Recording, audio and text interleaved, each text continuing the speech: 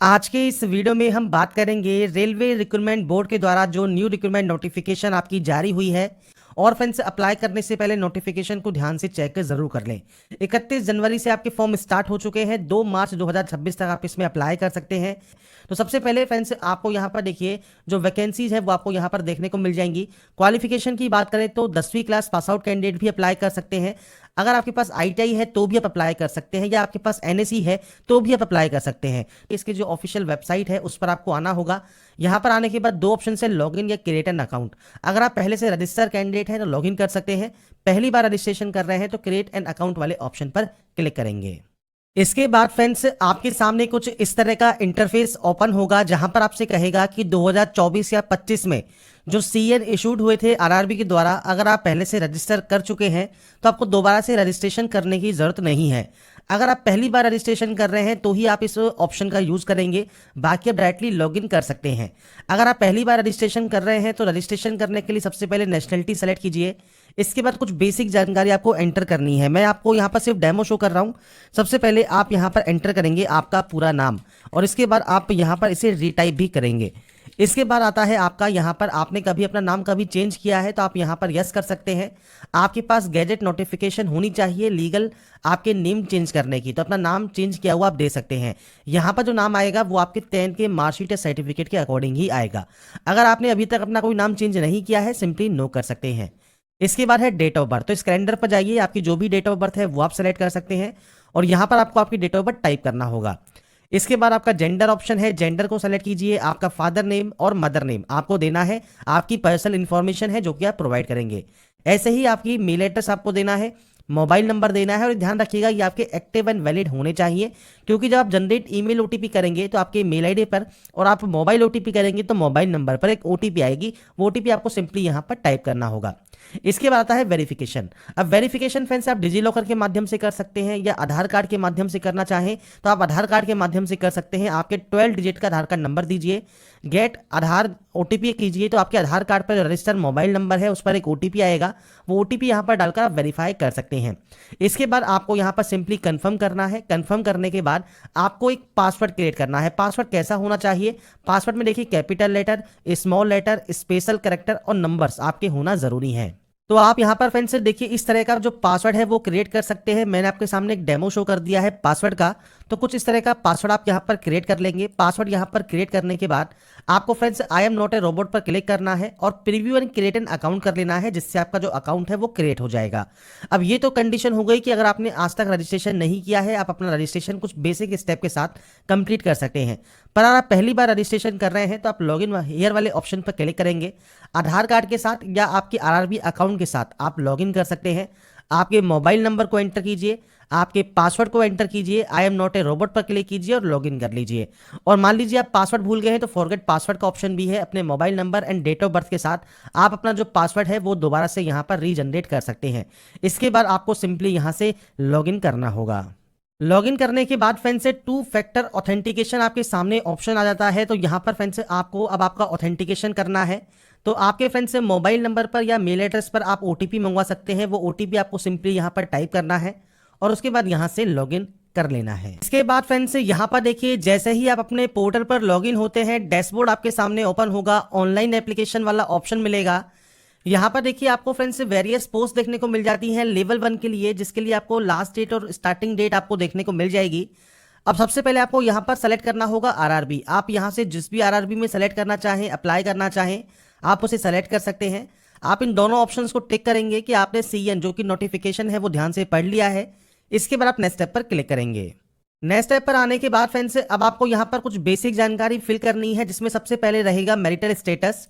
इसके बाद आपका रहेगा रिलीजन। इसके बाद है आपकी मदर टंग, आप यहाँ से सेलेक्ट कर सकते हैं। आपका चॉइस ऑफ लैंग्वेज, आप किस लैंग्वेज में अपना एग्जाम कंडक्ट कराना चाहते हैं वो आप देंगे।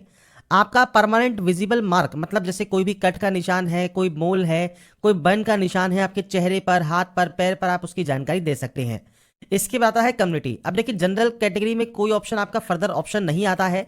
अगर आप आते हैं मान लीजिए ओबीसी कैटेगरी में, तो आपसे कहता है कि एससी एसटी ओबीसी के लिए सेंट्रल गवर्नमेंट का सर्टिफिकेट आपके पास होना चाहिए। आप यहां पर आई अंडरस्टैंड करेंगे। आपके पास नॉन क्रीमिलियर सर्टिफिकेट होना जरूरी है, और ध्यान रखिएगा 1/4/2025 के बाद का और क्लोजिंग डेट से पहले का आपके पास सर्टिफिकेट होना ज़रूरी है।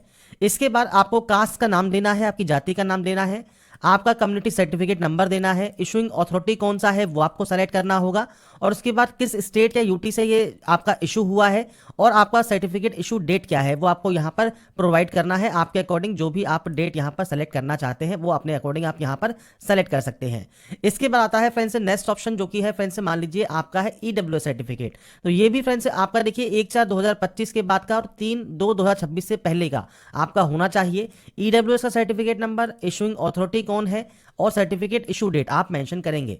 अब आता है एससी या एसटी। अब इसमें फ्रेंड्स कंडीशन क्या है कि आपका फ्रेंड्स जो कास्ट का नाम आप देंगे, सर्टिफिकेट नंबर देंगे, किसने ये इशू किया है वो आपको देना होगा, और उसके बाद आपका स्टेट आप जब आप यहाँ पर एंटर करते हैं तो आपके बाद आता है आपका इशूइंग डेट, तो आपको इशूइंग डेट दे देना है। इसके बाद आता है फ्री ट्रेवलिंग पास आपको चाहिए नहीं चाहिए। अगर आपको फ्री ट्रेवलिंग पास चाहिए तो आप यस कर सकते हैं। आपको बताना होगा कौन से रेलवे स्टेशन से आपको ये टिकट चाहिए जो कि पास आपको मिलेगा, और आपका वैलिड कास्ट सर्टिफिकेट आपको यहाँ पर पीडीएफ फॉर्मेट में अपलोड करना है। अपलोड डॉक्यूमेंट पर क्लिक कीजिए, फाइल को सेलेक्ट कीजिए, अपने कास्ट सर्टिफिकेट को अपलोड कर दीजिए। इसके बाद आता है एड्रेस। मैंने सिर्फ यहाँ पर डेमो शो किया हुआ है, आपका जो भी स्टेट या यूटी है वो आप सेलेक्ट करेंगे, डिस्ट्रिक्ट सेलेक्ट करेंगे, पूरा एड्रेस आप देंगे, आपका नियरेस्ट सिटी या मेजर टाउन कौन सा है, पिन कोड क्या है ये आपको देना है। ये है आपका प्रेजेंट एड्रेस और ये है आपका परमानेंट एड्रेस। अगर ये अलग अलग है तो आप अलग अलग एंट्री करेंगे, सेम है तो आप टिक का ऑप्शन है, आप टिक करेंगे ऑटोमेटिक कॉपी हो जाएगा। इसके बाद इस डाटा को सेव करने के बाद नेक्स्ट स्टेप पर जा सकते हैं। इसके बाद फ्रेंड्स यहाँ पर देखिए आपकी जो डाटा है वो सेव हो जाएगी। इसके बाद अदर डिटेल्स ऑप्शन है, तो यहाँ पर आपसे पूछता है अगर आप एक्स सर्विसमैन है तो आपका डिफेंस सर्विस कौन सा है, आर्मी है, नेवी है, एयरफोर्स है, आपकी रैंक कौन सी है, डेट ऑफ एंट्री क्या है। अगर आप स्टिल वर्किंग है तो आप यस कर सकते हैं। टेंटेटिव या एक्सपेक्टेड डेट ऑफ डिस्चार्ज आपको देना होगा। अगर आप अभी वर्किंग में नहीं है तो आपका डेट ऑफ डिस्चार्ज आपको देना है, रीजन ऑफ डिस्चार्ज देना है, डिस्चार्ज सर्टिफिकेट नंबर देना है, और आपने मान लीजिए री एम्प्लॉयमेंट ले लिया है एज ए एक्स सर्विसमैन या नहीं लिया है वो जानकारी आपको प्रोवाइड करनी होगी। नहीं है एक्स सर्विसमैन सिंपली नो कर दीजिए। पीएच कैटेगरी से बिलोंग करते हैं तो टाइप ऑफ डिसेबिलिटी कौन सा है, सब टाइप ऑफ डिसेबिलिटी कौन सा है, तो जब आप ये सेलेक्ट करेंगे उसके बाद ही ऑप्शन आपका आएगा। परसेंटेज ऑफ डिसेबिलिटी क्या है, PH certificate number, issue date और यूडीआईडी नंबर आपको प्रोवाइड करना होगा। नहीं है तो आप इसमें भी नो कर सकते हैं। इसके बाद आपकी राइटिंग एबिलिटी अफेक्टेड है या नहीं है वो जानकारी आपको देनी है। इसके बाद आता है ईबीसी, इकोनॉमिकल बैकवर्ड क्लास। अगर आप इस क्लास से बिलोंग करते हैं तो आपको एक चीज़ ध्यान रखनी है कि अगर आपकी फैमिली की एनुअल इनकम 50,000 या उससे कम है या आपके पास बीपीएल कार्ड है तो उस कंडीशन में आपको यहाँ पर जो रिजर्वेशन है मिलेगा, आपको सिर्फ रिजर्वेशन मिलता है फीस में छूट का, इसके अलावा कोई और रिजर्वेशन आपको नहीं मिलेगा। तो आपको टाइप ऑफ डॉक्यूमेंट सेलेक्ट करना है और उससे रिलेटेड जानकारी आपको देनी होगी, नहीं तो आप यहाँ पर नो कर देंगे। इसके बाद फ्रेंड्स आपसे यहाँ पर पूछता है आप एम्प्लॉई हैं इंडियन रेलवेज में। अगर आप इंडियन रेलवेज में एम्प्लॉई हैं तो यस कर सकते हैं, नहीं है तो आप यहाँ पर नो करेंगे। जैसे ही आप यहाँ पर नो करेंगे आपसे पूछेगा करंट एम्प्लॉयमेंट। अगर आप सेंट्रल गवर्नमेंट में है, स्टेट गवर्नमेंट में है, पीएसयू में है तो आप दे सकते हैं जानकारी, नहीं है तो आप सिंपली इसमें भी नॉट एप्लीकेबल कर देंगे। इसके बाद आता है bank detail for refund of fees. तो यहाँ पर देखिए जो फीस जो आपको रिफंड होगी वो किस अकाउंट में आपको चाहिए, तो सबसे पहले अकाउंट होल्डर नेम देना है, आपके बैंक का अकाउंट नंबर देना है, बैंक का आईएफएससी कोड देना है, और ये सारी जानकारी बैंक की पासबुक के फर्स्ट पेज पर आपको देखने को मिल जाएंगी। तो उसके अकॉर्डिंग जानकारी को एंटर करें, सेव करें और नेक्स्ट स्टेप पर क्लिक करें। इसके बाद फ्रेंड्स नेक्स्ट ऑप्शन आता है आपकी क्वालिफिकेशन का। आप देखिए क्वालिफिकेशन में सबसे पहले यहाँ पर देखिए 10th आपके पास है, एनएसी है, आईटीआई है, 10+2 है, बैचलर डिग्री है, मास्टर डिग्री है, मल्टीपल ऑप्शंस आपको मिलते हैं। सबसे पहले आपको 10th की एंट्री करनी होगी। 10th ऑप्शन को आप सेलेक्ट करेंगे क्योंकि हमने 10th को पहले से ही ऐड किया हुआ है। अगर आपको ये ऐड दिखता है तो आप इस एडिट वाले ऑप्शन पर जा सकते हैं।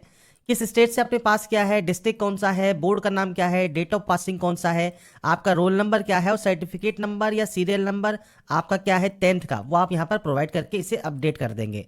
ऐसे ही अगर मान लीजिए आपने सिर्फ 10th की हुई है तो आप 10th की एंट्री करने के बाद नेक्स्ट स्टेप पर जा सकते हैं। अगर मान लीजिए आपने आईटीआई से फॉर्म को अप्लाई कर रहे हैं तो आईटीआई में आपको ट्रेड का ऑप्शन मिलेगा, एनी डिसिप्लिन का, स्टेट का ऑप्शन मिलेगा, आपके डिस्ट्रिक्ट का ऑप्शन मिलेगा, इंस्टीट्यूट का नाम, आपका date of passing, certificate NCVT या एससीवीटी अप्रूव्ड है और सर्टिफिकेट टाइप आपका कौन सा है वो आपको सेलेक्ट करना होगा। अगर आपने एनएसी किया हुआ है तो आप एनएसी सेलेक्ट कर सकते हैं, ट्रेड सेलेक्ट करेंगे, सेम आपने किस स्टेट से पास किया है, डिस्ट्रिक्ट कौन सा है, इंस्टीट्यूट क्या है, सेम सर्टिफिकेट नंबर क्या है, सर्टिफिकेट इशूड बाय एनसीवीटी और सर्टिफिकेट टाइप आपको सेलेक्ट करना होगा।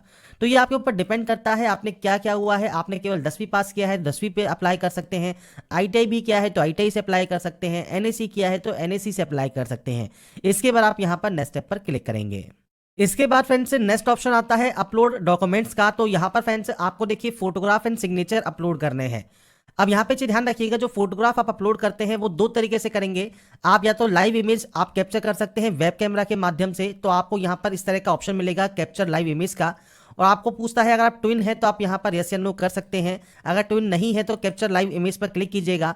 आपका जो वेब कैमरा है उसमें फ्रेंड्स इस तरह का जो एक लाल घेरा है, इसमें आपको फ्रेंड्स आपका जो चेहरा है वो आपको यहाँ पर रखना है और आपको फ्रेंड्स ब्लिंक करना है और उसके बाद आपको कैप्चर करना है आपकी लाइव फोटो। अब मान लीजिए आपके पास यहाँ पर वेब कैमरा नहीं है तो capture live image from mobile का ऑप्शन भी है। आप इस क्यूआर कोड को स्कैन करें और उसके बाद ओटीपी के माध्यम से लॉगिन करने के बाद आप अपना जो फ्रंट से फोटोग्राफ है वो आप अपलोड कर सकते हैं। इसका भी प्रोसेस मैं आपको बताऊंगा। ऐसे ही सिग्नेचर का भी प्रोसेस है, जिसमें आपको यहाँ पर देखिए कहा गया है 30 से 49 केबी में आपका जो सिग्नेचर है वो होना चाहिए। 140 से 60 पिक्सल में आपका जो सिग्नेचर होना जरूरी है, तो ही वो यहाँ पर अपलोड होगा।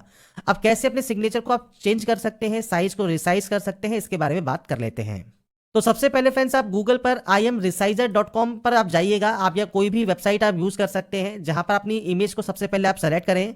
इमेज को यहां पर सेलेक्ट करने के बाद आपको फ्रेंड्स यहां पर पिक्सल ही सेलेक्ट करना है। पिक्सल सेलेक्ट करने के बाद विड्थ और हाइट आपको सेट करनी है। अब यहां पर देखिए विड्थ कितनी है, आपकी कही है 140 और हाइट है 60। तो आपको करना क्या है, यहाँ पर विड्थ एंटर करनी है और उसके बाद आपको यहाँ पर हाइट जो है एंटर करना है और उसके बाद आपको जेपीजी या जेपीजी फॉर्मेट में आप इसे यहाँ से डाउनलोड कर सकते हैं। इसके बाद आपकी जो इमेज है वो डाउनलोड इमेज यहाँ पर हो जाएगी, पर जो ये इमेज डाउनलोड होगी उसका साइज रहेगा केवल 2 KB। अब 2 KB में आप इसे अपलोड नहीं कर सकते, तो आपको करना क्या है, आपको फ्रेंड्स यहाँ पर देखिए PI7 की जो इमेज टूल है इस पर आप जा सकते हैं और इसमें फ्रेंड्स आप क्लिक करेंगे इस वेबसाइट पर, आपको मल्टीपल जो ऑप्शंस हैं वो आपको यहाँ पर मिल जाएंगे। आप यहाँ पर देखिए रिसाइज कर सकते हैं सिग्नेचर को, रिड्यूस कर सकते हैं इमेज साइज को, इंक्रीज कर सकते हैं इमेज साइज को। तो हमको यहाँ पर इमेज को इंक्रीज करना है, सेलेक्ट इमेज पर हम जाएंगे और उसके बाद फ्रेंड्स हमारी जो एक्चुअल फाइल है 2 KB की, हम इसे सेलेक्ट कर लेंगे। अब यहाँ पर देखिए आपसे कहा गया है 30 से 49 KB में आपको जो चाहिए इमेज, तो आप यहाँ पर देखिए जो वैल्यू है वो आप पुट कर सकते हैं। जैसे मैं यहाँ पर 45 KB कर देता हूँ। इंक्रीज साइज पर हम क्लिक करेंगे और हमारा जो फ्रेंड्स इमेज है वो इंक्रीज हो जाएगा, उसका साइज जो भी हमको चाहिए। और जब ये इंक्रीज हो जाएगा इसके बाद हम अपनी फाइल को डाउनलोड कर सकते हैं। अब यहाँ पर देखिए हमने 45 KB में इसे डाउनलोड कर लिया है और हमारा रिक्वायरमेंट भी यहाँ पर 30 से 49 KB है। ब्राउज पर क्लिक कीजिए और उसके बाद फ्रेंड्स देखिए मैंने यहाँ पर अभी फाइल का नेम जो है वो चेंज नहीं किया है, क्योंकि हमने imresizer वाली वेबसाइट यूज़ किया था और एक PI7 वाला यूज़ किया था। तो मैं आपको ये शो कर रहा हूँ कि हम वही फाइल यहाँ पर अपलोड कर रहे हैं जिसको हमने अभी रिसाइज किया था और PI7 से उसका साइज बढ़ाया था। ये फ्रेंड्स यहाँ पर फाइल आपको जो रीनेम है वो आपको सबसे पहले कर लेना है। आप सिग्नेचर साइन जो भी नाम रखना चाहें वो रख लीजिएगा। मैं सिर्फ आपको यहाँ पर दिखाने के लिए बता रहा हूँ कि हमने वही फाइल यहाँ पर जो है यूज़ की है जिसको हमने रिसाइज किया है। इसके हम इस ग्रीन टिक पर क्लिक कर देंगे। इसके बाद देखिए फ्रेंड्स हमारा सिग्नेचर यहाँ पर अपलोड हो गया है, वही फाइल हमने अपलोड की थी तो वो सिग्नेचर हमारा यहाँ पर आ गया है। इसके बाद फ्रेंड्स अब हम बात करते हैं कैसे अब आपको यहाँ पर आपका जो फ्रेंड्स जो आपका लाइव इमेज है मोबाइल से वो आपको अपलोड करना है। तो सबसे पहले कैप्चर लाइव इमेज वाले ऑप्शन पर क्लिक कीजिए। आपके मोबाइल से सबसे पहले इस QR कोड को स्कैन कीजिए। इसके बाद फ्रेंड्स आपके मोबाइल पर आपका जो फ्रेंड्स डैशबोर्ड है आप लॉगिन कर लेंगे कि जब आप OTP से वेरीफाई कर लेंगे तो आपके सामने कुछ इस तरह का इंटरफेस आ जाएगा, जहां पर आपको अलाउ करना होगा कैमरा को और कैमरा को अलाउ करने के बाद आप अपना कैमरा यूज कर सकते हैं। इसके बाद फ्रेंड्स यहाँ पर देखिए आपको नीचे कैप्चर लाइव इमेज का ऑप्शन मिलेगा, आप इस ऑप्शन पर क्लिक करेंगे और इसके बाद आपसे कहेगा यहाँ पर आपको क्या करना है क्या नहीं करना है, उसकी सब जानकारी आपको दी गई है। डू एंड डोंट्स आपको दिए गए हैं। कैप्चर लाइव इमेज पर क्लिक कीजिए और उसके बाद पूछता है कि आप क्या जुड़वा है नहीं है, तो आपको ये जानकारी देनी है और उसके बाद कैप्चर लाइव इमेज पर क्लिक करना है। इसके बाद फ्रेंड्स आपके सामने सेम आपका जो एक लाल रंग का घेरा है वो आपके सामने आएगा। आपको सेंटर में रखना है आपका फेस और उसके बाद आपकी जो लाइव फोटो है वो आपको यहाँ से कैप्चर कर लेनी है। इसके बाद फ्रेंड्स हमारी देखिए लाइव फोटो भी हमने कैप्चर कर ली है, सिग्नेचर भी हमने यहाँ पर अपलोड कर दिया है और इसके बाद हम आई हैव अपलोडेड वाले ऑप्शन पर क्लिक करेंगे, यहाँ से सेव करेंगे और उसके बाद नेक्स्ट स्टेप पर क्लिक करेंगे। नेक्स्ट स्टेप पर आने के बाद अब हमारे सामने आती है एलिजिबल पोस्ट या जोन। तो यहाँ पर देखिए आपके सामने जितनी भी पोस्ट आ रही हैं, जोन आ रही हैं, ये कैसे आ रहे हैं, तो आपने जो भी डिटेल्स यहाँ पर फिल की है उनके अकॉर्डिंग ऑटोमेटिक आपके सामने यहाँ पर ऑप्शंस आ जाएंगे। अब आपको यहाँ पर सेलेक्ट करना है आप किस पोस्ट को प्रेफरेंस यहाँ पर सबसे पहले देना चाहते हैं। तो ये आपके अकॉर्डिंग डिपेंड करेगा, आप यहाँ पर जो भी प्रेफरेंस देना चाहें वो आप अपने अकॉर्डिंग यहाँ पर दे सकते हैं। मैं सिर्फ यहाँ पर डेमो शो कर रहा हूँ, आपके अकॉर्डिंग जितने भी order of preference eligible post का आप देना चाहें वो आप दे देंगे। इसके बाद आई हैव एक्सरसाइज वाले ऑप्शन पर क्लिक करेंगे। इसके बाद यहाँ से डिक्लेयर करेंगे और उसके बाद प्लेस का नाम लिखेंगे, प्लेस कौन सा जहाँ से अभी आप फॉर्म को अप्लाई कर रहे हैं। इसके बाद आप यहाँ से इसे भी सेव कर देंगे और सेव करने के बाद प्रीव्यू एप्लीकेशन कर लेंगे। प्रीव्यू एप्लीकेशन करने के बाद अगर आपको लगता है किसी भी तरह की कोई गलती आपने कर दी है तो आपको एडिट का ऑप्शन मिलता है, आप यहाँ से एडिट कर सकते हैं। अगर आपको लगता है कोई भी गलती नहीं है किसी भी स्टेप में तो आप यहाँ पर फ्रेंड से फॉर्म को फाइनल सबमिट कर सकते हैं यहाँ से रीचेक करने के बाद। तो यहाँ पर फ्रेंड जब आप सबमिट कर देंगे इसके बाद लास्ट स्टेप आपके पेमेंट का रहेगा। पेमेंट आप किसी भी बैंक के credit card, debit card, net banking या यूपीआई से कर सकते हैं। तो यहाँ पर पेमेंट की प्रोसेस का वीडियो मैं आपको जल्दी ही प्रोवाइड करूंगा। यहाँ तक की जो जानकारी है वो मैंने आपको प्रोवाइड कर दी है। लास्ट स्टेप ओनली पेमेंट का है, पेमेंट आप किसी भी मोड से कर सकते हैं और उसके बाद आपका फॉर्म सबमिट हो जाएगा। तो RRB railway group D online form 2026 आप कैसे अप्लाई कर सकते हैं इसकी जानकारी मैंने आपको प्रोवाइड कर दी है।